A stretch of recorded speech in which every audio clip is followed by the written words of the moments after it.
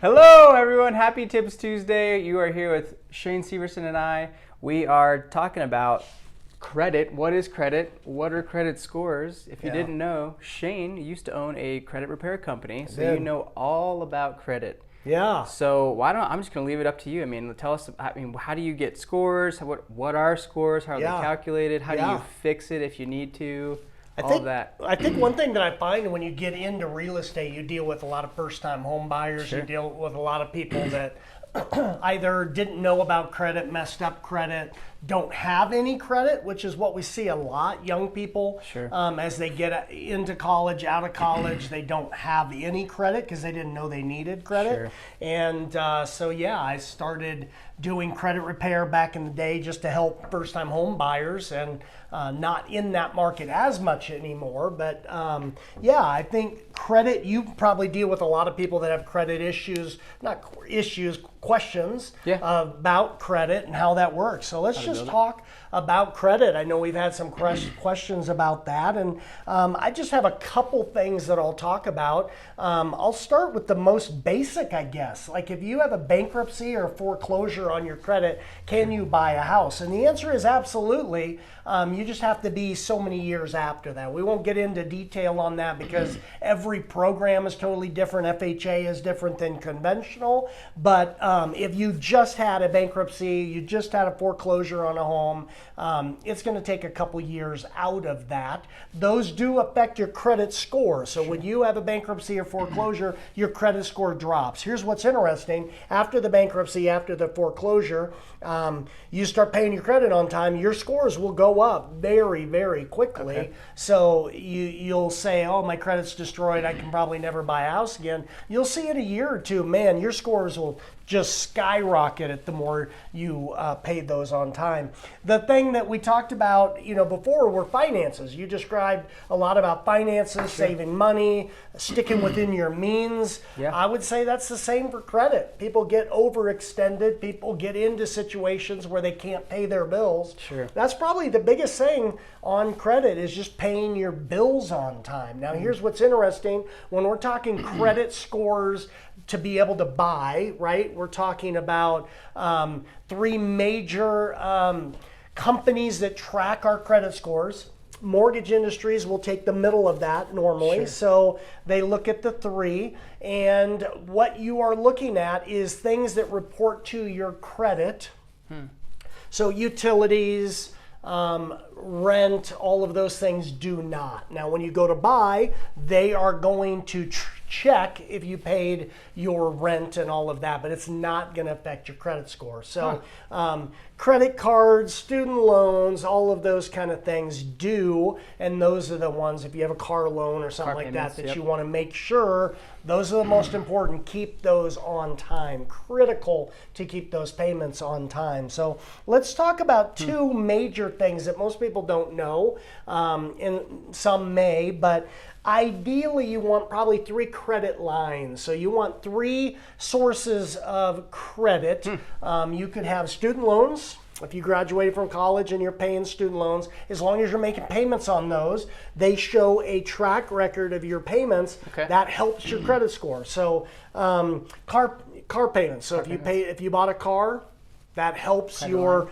payment. Obviously, if you bought a home already, that's probably the biggest one because it's the most debt, and it tracks that you can make a big payment. So cars, student loans, credit cards, and I would say three ways to get started.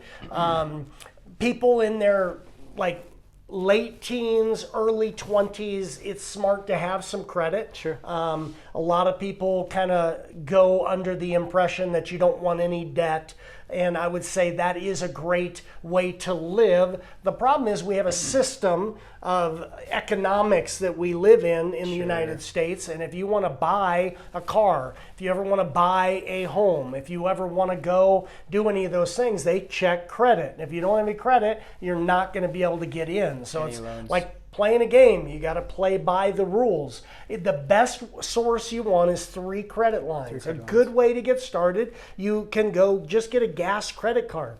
Get a $300 gas credit card and charge your gas on it. You're going to pay cash anyway. Yep. charge your gas on your gas credit card, pay it off, pay it on time. It shows that you're making your payments. They don't care if you make a $5 payment on a $20 gas card, or if you're making, a really large payment on a larger credit card. It's just showing that you can make your payments. So a gas credit card is a great one. We talked about some others, student loans and that kind of thing. And if you don't qualify, if you have no credit, sometimes you don't even qualify for a gas card, and people are like, well, I can't even get that. The best way to do that is a secured credit card. So secured credit card is basically where you put in money. It's like a savings account. You put money in the account and they give you that much debt. It's kind of weird. Interesting. You're playing off your own money. So a lot of times if you had a bankruptcy, foreclosure, you're like, I lost everything. Now I don't have any credit. Or if you're young and don't have any credit, just go down, look up secured credit cards. You can apply. A lot of banks have them. You'll put $300 or $500 in an account, and they'll give you that $300 or $500 limit on your credit card. That counts as credit, shows on your credit report, and even though it's your money, which is weird, it shows that you're making those payments. That's great. I've never heard of that. It's the best way to get credit started if you're young. So secured credit cards are awesome. Last thing I will talk about, which is a little interesting, is your debt percentage on your credit. So here's what's interesting is a huge part of your credit scores are on your debt percentage. So let me give you two examples. If you have a $50,000 limit, line of credit or a credit card, and you owe $20,000 on that card, okay? That's a 40% debt ratio, right? Okay, so you have charged 40% of that. If you have a $1,000 credit card, a gas card, and you owe $800, that's 80%. Which one's going to hurt your credit? The one where you have $1,000 and you owe $800. It throws your mind off because it's like, I would think owing $20,000 would be worse than $20 or $800, but it's the debt percentage. So when you get debt, try to keep it as low percentage as possible. It's not always good to pay it all off. That's for another video. But the idea is if you have a $300 gas card, charge $100, keep it low, pay it off, and you'll be good. So yeah, credit is a big game. If you're going to buy a car, if you're going to buy a house, if you're going to play in this world, I found that if you want to be an investor and you really want to start investing, you got to have good credit, and you got to have credit so they can see that you can pay those bills. So hope that helps. Hope that's good information. Yeah, it's good. Hope that's good for you. God bless. We'll see you next Tuesday.